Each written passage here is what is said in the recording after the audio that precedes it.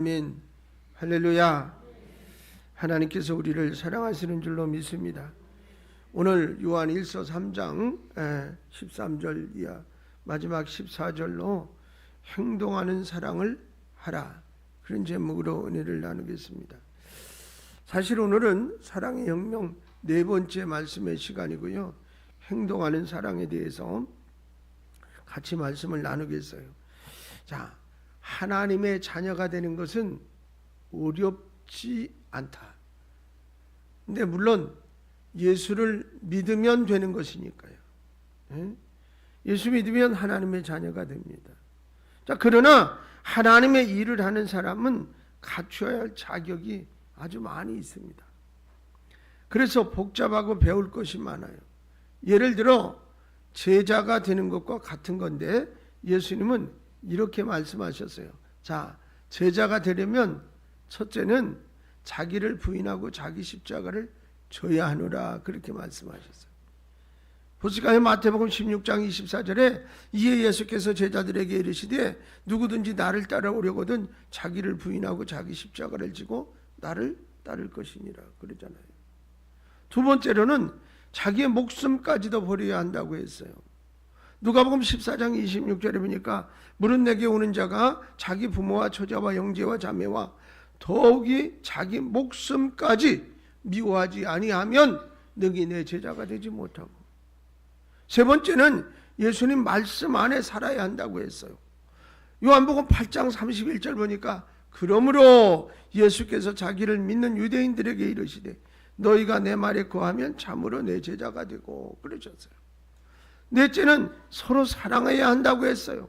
요한복음 13장 35절에 너희가 서로 사랑하면 이로써 모든 사람이 너희가 내 제자인 줄 알리라. 다섯 번째는 열매를 많이 맺어야 한다고 했어요. 요한복음 15장 8절 말씀에 너희가 열매를 많이 맺으면 내 아버지께서 영광을 받으실 것이요 너희는 내 제자가 되리라. 자, 지금 제자가 되는 조건이 5가지나 됩니다. 이렇게 주님의 제자가 되려면 갖춰야 할 것들이 많습니다.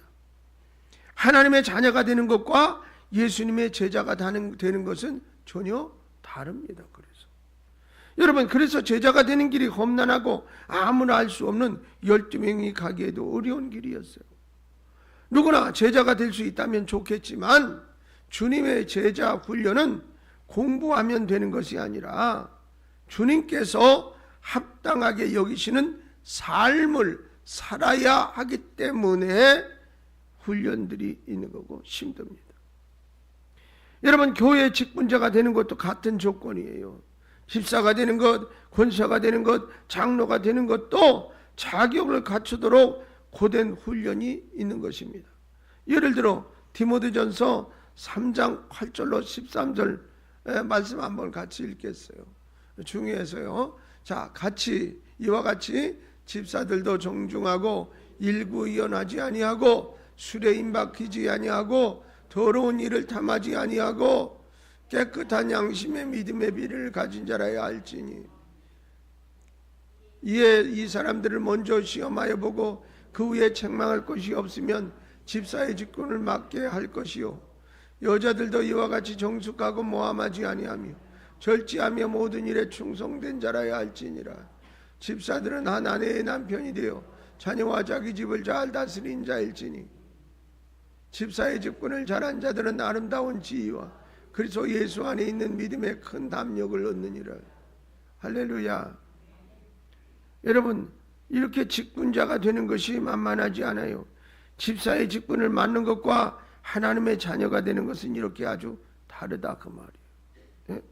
성경의 집사는 일할 수 있는 사람으로 철저하게 준비된 사람을 세웠어요. 왜냐? 직분은 감투나 상위 신분이 아니기 때문이에요. 그래서 재능이나 실력이 아니라 일을 할 수 있는 실제적인 사람을 일꾼으로 세우고 직분을 맡겨주신 겁니다. 하나님의 일은 하나님의 자녀가 되었다고 다 하는 것이 아니라, 그 말입니다. 네. 하나님의 일을 할 수 있는 사람이 일을 하는 것이지 하나님의 자녀라고 모두가 일하는 것은 아니라, 이 말이. 그래서 교회 일을 하려면 사람 훈련이 필요한 거예요. 일할 수 있는 일꾼 훈련은 사람이 많아야 하는 일하는 교회가 되는 것이지 사람이 많다고 해서 일하는 교회가 되는 것은 아니라 그 말이에요. 왜? 교회는 하나님의 자녀된 신분의 사람보다 하나님의 일꾼된 신분의 사람이 많이 있어야 합니까? 교회는 하나님의 일을 하는 곳으로 세워졌기 때문입니다. 교회는 일하지 않으면 교회는 생명력을 잃습니다. 일하지 않는 교회는 하나님께 쓰임받지 못합니다. 일하지 않으면 하나님께도 필요 없고 이 세상에도 필요 없습니다. 자, 다시 정리합니다. 여러분, 교회는 건물만이 아닙니다. 내가 교회입니다. 그러므로 이 말씀은 내가 교회에서 일하지 않으면 생명력을 잃어버린다. 내가 일하지 않는 교회는 하나님 앞에 쓰임받지 못한다. 일하지 않으면 하나님께도 필요 없고 세상에도 필요 없는 존재가 된다. 그런 의미예요. 그래서 교회에 일꾼된 사람은 사도 바울이 고백된 것을 따르는 것입니다. 자, 말씀을 보겠어요. 골로새서 1장 24절로 25절 말씀이에요. 자, 나는 이제 너희를 위하여 받는 괴로움을 기뻐하고 그리스도의 남은 고난을 그의 몸된 교회를 위하여 내 육체에 채우노라. 내가 교회의 일꾼된 것은 하나님이 너희를 위하여 내게 주신 직분을 따라 하나님의 말씀을 이루려 함이니라. 자, 어떤 괴로움도 고난도 교회를 위하여 감당하고 맡겨주신 직분으로 하나님이 말씀하신 것을 이루기 위해서 일꾼으로서 최선을 다하는 것이 자녀된 이후에 성도들이 따라가야 할 일이다 그 말이에요. 예수 믿으면 하나님의 자녀 된다니까요. 그것으로 멈춰서는 안 된다는 얘기예요.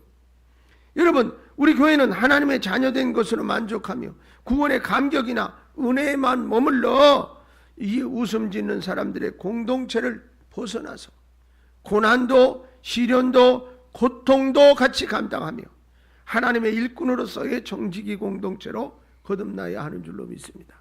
이것이 우리의 믿음이 성장되어져 가는 것이라. 예, 곱게 자란 자녀가 아니라 철저하게 훈련된 일꾼이 되어 십자가를 지기도 하고 짐을 짊어지기도 하고 험난한 정상을 향하여도 오를 수 있는 거라 그 말이에요. 우리 교회는 일꾼이 필요한 교회입니다. 왜? 하나님께서 일하라고 교회를 세우셨기에. 여러분, 현재 일꾼 수보다 월등하게 준비되고 훈련된 소명에 불타는 일꾼이 많아져야 합니다. 이것은 우리의 소원이기 전에 하나님의 뜻입니다. 여러분, 그러면 어떻게 교회 일꾼이 하나님의 일을 할 수 있습니까? 어떤 훈련을 받아야 하나님의 일을 잘할 수 있습니까? 성경을 많이 보고 기도를 많이 하고 특별한 프로그램을 통과해야 일꾼으로서 일을 잘하게 됩니까? 물론 훈련을 받지 않는 것보다 나을 수 있습니다. 그러나 그것보다 더 중요한 것은 어떤 훈련을 받느냐에 달려 있습니다. 교회 일꾼으로서 당연히 받아야 할 훈련이 필요한 것입니다. 그러나 교회마다 부족하고 성도들마다 잘 되지 않는 훈련이 있습니다. 그것은 바로 여러분 실천의 믿음, 행동하는 신앙입니다. 여러분, 그래서 훈련에서 가장 중요시 되는 훈련이 실천입니다. 알기는 많이 알고 그러는데 행함은 부족하다 그 말이에요. 실제로 그렇게 할 수 있는 행함이 있는 훈련, 이게 필요해요. 그렇기 때문에 사도 야고보는 행함에 대한 믿음을 말하면서 아주 극단적인 표현을 했어요. 자, 야고보서 2장 17절, 20절, 26절을 연속해서 같이 읽겠습니다. 이와 같이 행함이 없는 믿음은 그 자체가 죽은 것이라. 아하, 한탄한 사람, 행함이 없는 믿음이 헛것인 줄을 알고자 하느냐? 영혼 없는 몸이 죽은 것 같이 행함이 없는 믿음은 죽은 것이니라. 여러분, 육체는 살았어요. 그러나 영적으로 행함이 없는 건 죽은 거라는 거예요. 여러분, 죽은 건 어떻게? 죽은 거예요. 버려져야 되는 거라. 자, 행함에 의해서 믿음의 죽고 사는 것이 결정된다, 이래 말했어요. 우리가 하나님의 일을 하고 교회 일을 하고 사역에 헌신하려고 할 때 과연 내 믿음이 어느 정도 행함으로 나타나고 있는가를 보면 나의 믿음이 죽어있는 믿음인가 살아있는 믿음인가를 알 수 있는 거라. 아무리 외쳐도 행함이 없으면 죽은 거예요. 예를 들어 전도에 대한 믿음을 말할 때 과연 행함의 정도는 어떻습니까? 그러면 죽은 믿음인지 산 믿음인지 스스로 판단할 수 있을 것입니다. 섬김, 대접, 나눔, 헌신, 희생, 드림, 예배 등등 모두가 행함으로 판가름 나는 믿음의 행동들인 것입니다. 여러분, 그러나 행함에서 가장 중심이 되는 행함 혹은 가장 가치 있는 행함을 말한다면 그것은 뭐냐? 사랑의 행함일 것입니다. 여러분, 교회에서 그리고 성도들의 믿음 생활에서 가장 약한 것이 이겁니다. 여러분, 교회는 사랑의 공동체입니다. 우리 주님은 사랑이십니다. 그럼에도 불구하고 사실은 가장 사랑이 풍성하고 사랑이 넘쳐야 할 것이 교회인데 사실은 부족합니다. 여러분, 교회에서 그리고 성도들의 생활에서 가장 약한 것이 그거다 이 말이에요. 말씀, 기도, 은혜, 축복에 대해서는 많은 훈련을 받았지만 사랑에 대해 훈련을 받은 사람들은 많지 않기 때문에 진정한 하나님의 사랑을 모르기에 사랑의 역사가 강력하게 나타나지 않는 겁니다. 교회가 하나님의 역사를 일으키는 곳으로 되어 있음에도 그런 역사가 일어나지 않는 이유는 사랑으로 일어나는 역사가 약하기 때문이라. 여러분, 그러므로 직분자들이나 모든 성도들이 끊임없이 고백하고 표현하고 응답해야 할 믿음이 바로 사랑인 것인 줄로 믿습니다. 오늘 본문은 예수님의 사랑이 얼마나 위대한 사랑인가를 보여주는 말씀이 되겠어요. 행동하는 사랑이 무엇인지, 어떻게 나도 예수님처럼 사랑할 수 있는지를 그대로 설명해 주고 있다 이 말이에요. 여러분, 그러면 행동하는 사랑에 대해서 집중해서 행동하는 사랑은 어떤 사랑인가를 같이 배워보겠습니다. 첫째, 예수님의 사랑을 실천하라는 겁니다. 보세요. 오늘 본문 요한일서 3장 15절로 17절 말씀을 같이 읽겠습니다.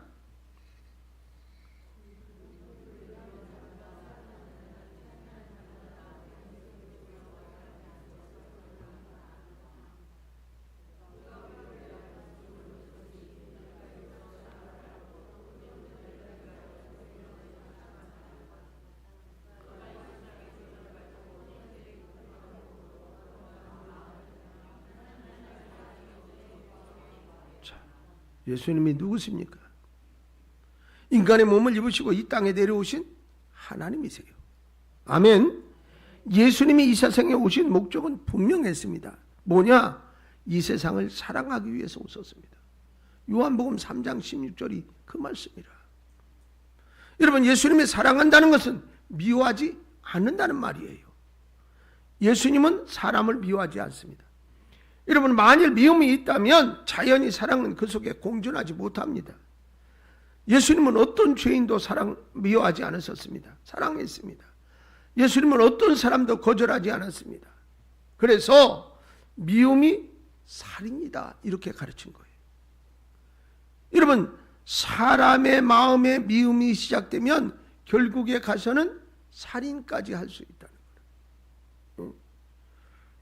요한일서 2장 9절에 보니까 빛 가운데 있다 하면서 그 형제를 미워하는 자는 지금까지 어둠에 있는 자요 라고 말씀했어요. 어둠에 있는 사람은 자연히 악한 행동을 하게 되어 있어요. 그러므로 진실로 사랑하려면 미운 마음을 버려야 합니다. 그러므로 미운 마음을 버리는 것으로 만족할 것이 아니라 이제부터 도와주는 마음으로 형제의 궁핍함을 채워줄 수 있어야 그 사람이 성숙된 사람입니다. 예수님의 공생의 시작은 이미 사람을 사랑하기 위해서 자신의 목숨을 버리는 것이 출발이었어요. 그렇기에 작은 것 때문에 흔들리거나 하찮은 문제에 출렁거리지 않으셨습니다. 우리 성도들이 배워야 할 것이 이것입니다. 미워하지 말고 목숨을 버리는 사랑을 하고 도와주는 마음으로 사랑을 하면 하나님께 속한 사랑으로서 사는 사람이 되는 것입니다. 진정한 사랑은 이런 사랑을 실천하는 것입니다. 할렐루야. 두 번째로 진실한 행함으로 실천하라는 겁니다. 말씀 보겠어요. 88절로 20절까지 말씀을 같이 읽어요. 자녀들아, 우리가 말과 혀로만 사랑하지 말고 행함과 진실함으로 하자.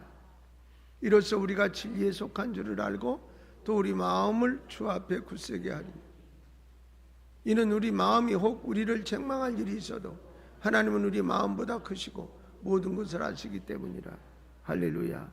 무엇을 하든지 사람에게 제일 어려운 것은 진실한 행동이에요. 거짓, 위선, 가식적인 것은 자기도 모르게 쉽게 됩니다. 그러나 진실, 순결, 깨끗함으로 행동하는 것은 참으로 어렵습니다.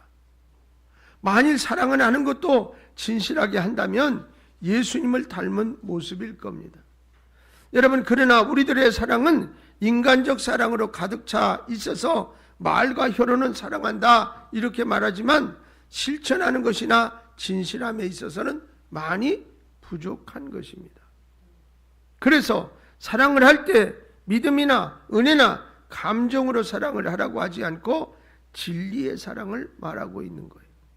여러분, 동물도 사람이 정말 진실로 사랑하는지 다 알아요. 그래서 자기를 사랑하는 걸 알면 그냥 좋아서 꼬리를 치고 깡충깡충 뛰는데 자기를 미워하잖아요. 안 가요. 오라 그래도 안 가요.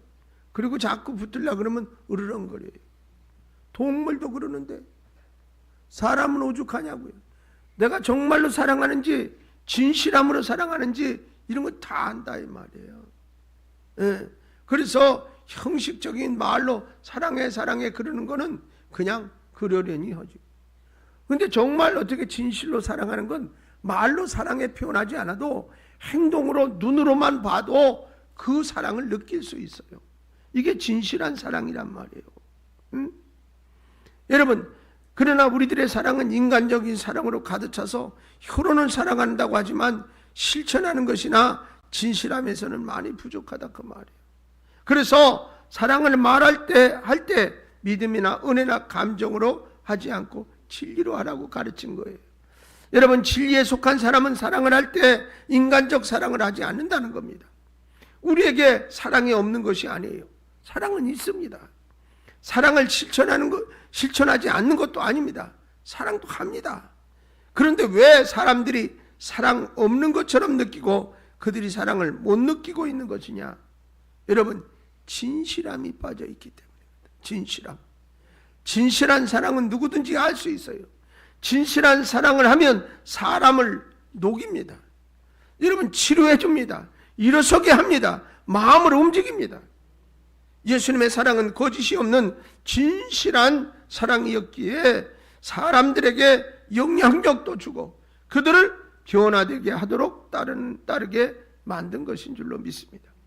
예수님의 사랑과 하나님의 사랑은 이렇습니다. 여러분, 말씀이 좀 긴데 너무 중요하니까 같이 우리 말씀을 읽어봤으면 좋겠어요. 로마서 8장 31절로 39절 표시해냈다 집에 가서 또 두 번 읽었으면 좋겠어요.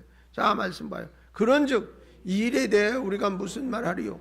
만일 하나님이 우리를 위하시면 누가 우리를 대적하리요?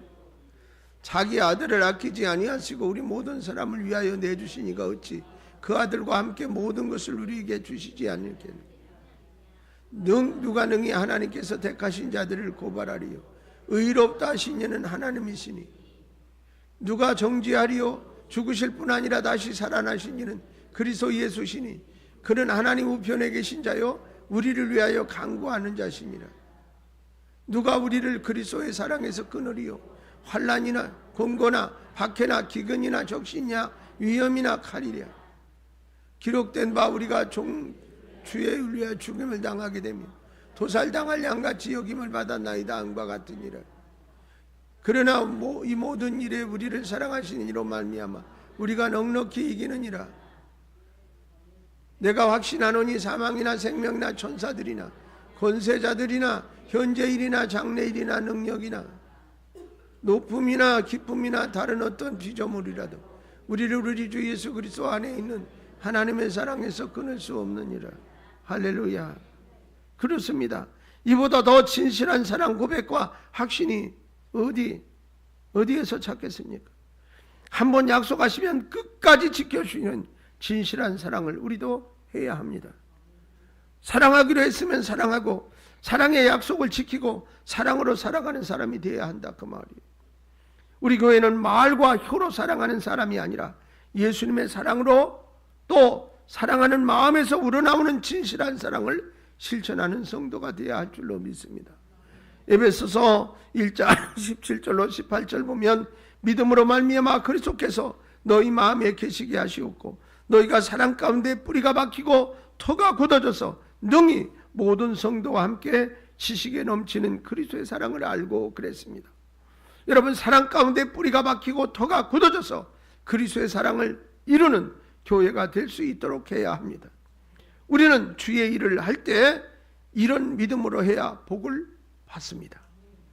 일상적인 말로 하지 말고 가볍게 혀로 하지 말고 진정한 고백으로 하고 주님과 같은 믿음으로 하고 영원히 변치 않는 진실로 하여서 예수의 진실한 사랑이 나를 통하여 넘치는 교회가 되도록 힘써야 할 줄로 믿습니다.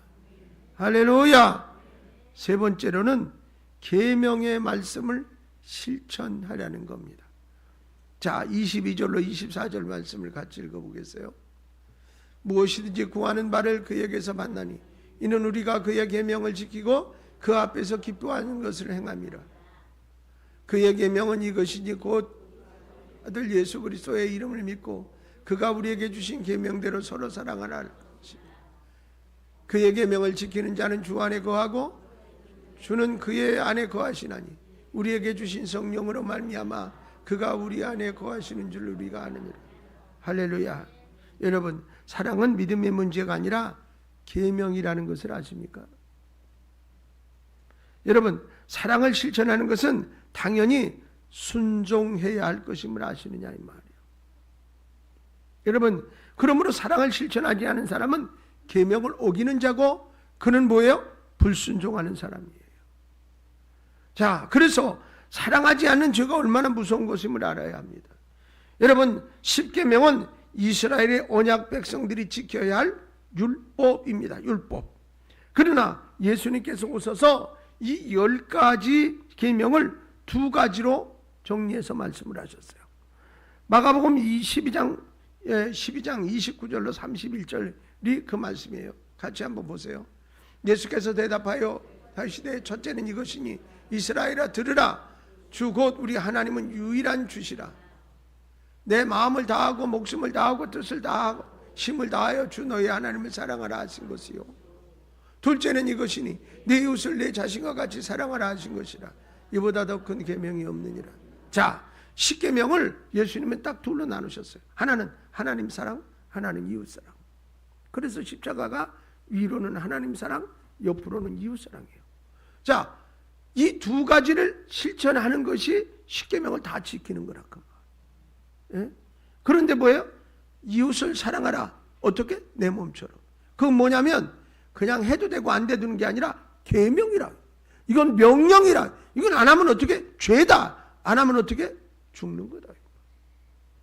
여러분, 이런 의미와 뜻이 담겼어요. 그러니까 내가 그리스도인인데 사랑하지 않으면 어떻다? 끝이다.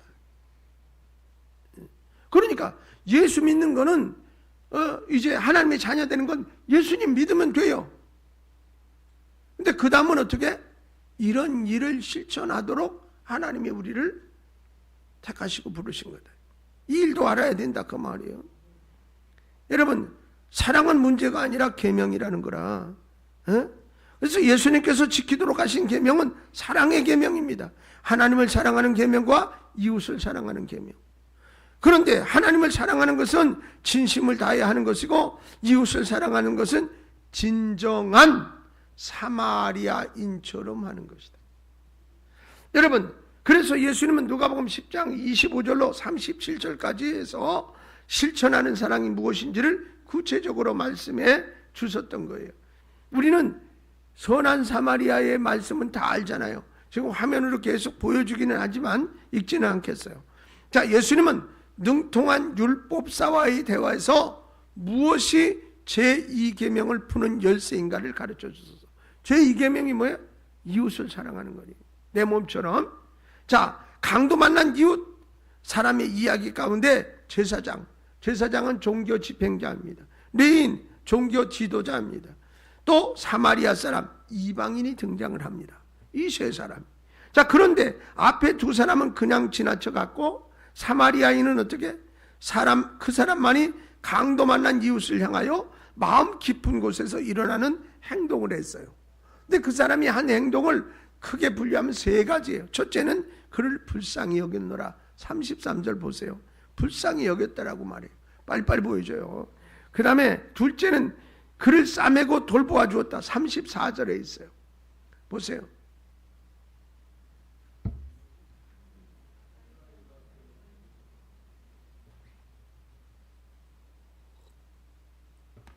그 다음에 셋째는 그에게 넉넉한 마음으로 베풀려고 배려하고 베풀었어요. 35절 말씀 보세요.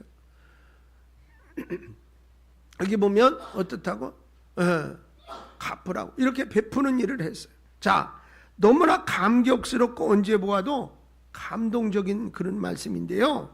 여러분, 예수님은 율법사에게도 묻고 오늘 우리에게도 묻는 겁니다.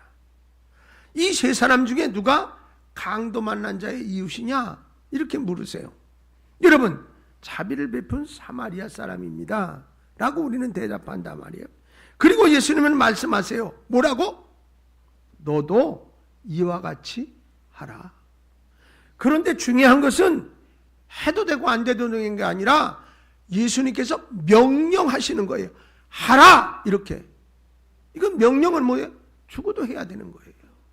응?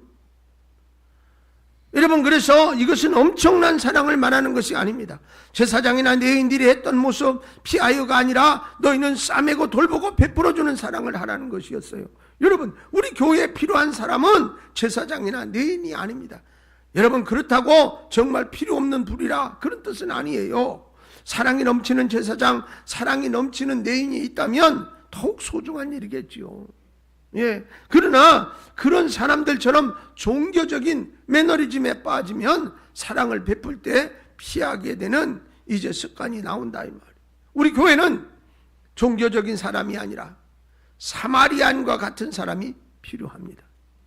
순수한 예수님이 베푸시는 자비의 사랑을 가지고 이웃을 이해하고 아픔을 불쌍한 마음으로 여기고 자신의 몸이 아픈 것처럼 여기는 내 자신이 되어야 한다 그 말이에요. 할렐루야. 이제부터는 종교 지도자가 되려는 마음을 버리고 사랑을 전하는 자가 되려고 애써야 합니다. 여러분, 성도님들 중에 몸이 불편하거나 투병을 하면 이제 그분을 위해서 기도하게 되잖아요.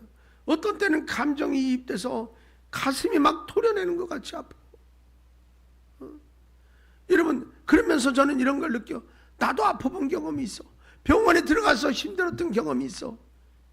그것이 막 연상되면서 그분의 아픔이 내 마음속에 내 속에 막 흐르는 것 같아. 여러분, 그러면 어떻게 된다고? 간절해진다. 기도가 간절해지고, 그리고 어떻게 정말로 그 아픔이 느껴져서 너무 속상하기도 하고 이렇게 되는 거예요. 여러분, 우리가 그냥 하나님 아이고 그냥 어쩌고 저쩌고 이게 아니라니까. 여러분, 만약에 여러분의 자식이 아프다고 생각해요. 느낌이 다르죠? 부모의 내리사랑의 아픔이, 아이고 어린애가 막 아프. 이거는 뭐 말로 표현도 못하고 울기만 해. 그러면 어떻게? 아이고 내가 아프고 말지. 그런 마음이 들잖아요. 그런 마음이. 이게 감정이입의 어떤 사랑이란 말이에요. 주님이 지금 원하시는 게 그런 사랑을 말씀하고 계신 거예요. 응? 기억하십시오. 교회 일을 하는 것은 종교의 힘이 아니라 사랑의 힘이다. 할렐루야. 그래서 본문 24절에 그의 계명을 지키는 자는 주 안에 거하고 주는 그 안에 거하시나니 우리에게 주신 성령으로 말미암아 그가 우리 안에 거하시는 줄을 우리가 아느니라. 주 안에 있는 사랑과 성령 안에 있는 사람의 특징은 예수님의 사랑으로 충만한 사람입니다. 주 안에 있는 사람은 사랑의 열매를 맺는 사람이고, 성령 안에 있는 사람도 사랑의 열매를 맺는 사람이 되는 겁니다. 사랑은 나의 마음의 뜻대로 하고 싶을 때 하고 믿음이 좋을 때 하라고 주신 것이 아니라 반드시 지켜야 할 계명이고 순종해야 할 하나님의 말씀입니다. 여러분, 이렇게 하나님께서 계명을 우리에게 주신 이유는 축복하기 위해서입니다. 이게 더 중요합니다. 여러분, 사랑하는 것을 지키기 싫고 어려운 순종으로 받아들이지 말고 축복으로 받아들이면 사랑의 능력이 더욱 위대한 것을 알 수 있게 됩니다. 사랑은 행위입니다. 사랑은 실천입니다. 사랑은 오늘 해야 될 삶입니다. 예수님은 사랑하는 사람이 되라고 하는 것이 아니라 사랑을 위하여 자신을 던지라고 하셨어요. 그래서 목숨을 던지면 사는 것이고 그것이 축복이 되는 것임을 이제 심도 있게 가르쳐 주신 겁니다. 사랑을 한다는 것이 말로 혀로 사랑하는 것이 아니라 자신을 진실하게 바치는 거라. 할렐루야. 그리고 자신이 선한 사마리인이 되어서 마치 강도 만난 사람처럼 살고 있는 이웃을 향하여 싸매주고 돌봐주고 베풀어주고 예수님의 사랑을 항상 전할 수 있어야 합니다. 우리 교회는 선한 사마리안 공동체가 되어서 서로에게 자비의 사랑을 느끼도록 아름다운 사랑을 해야 합니다. 예수님이 원하시는 사람은 행동하는 사람입니다. 행동하는 사랑이란 뭐냐? 첫째, 예수님의 사랑을 실천하는 것입니다. 둘째는 진실한 행함으로 실천하는 것입니다. 마지막으로 계명의 말씀을 실천하는 것입니다. 여러분, 이 사랑이 여러분 안에 가득해서 나누고 따나눌 때 사랑이 점점 더 내 안에 쏟아져 들어오게 되는 줄로 믿습니다. 할렐루야. 사랑의 용사들이 다 되시기를 주의 이름으로 축원합니다. 찬송하겠습니다.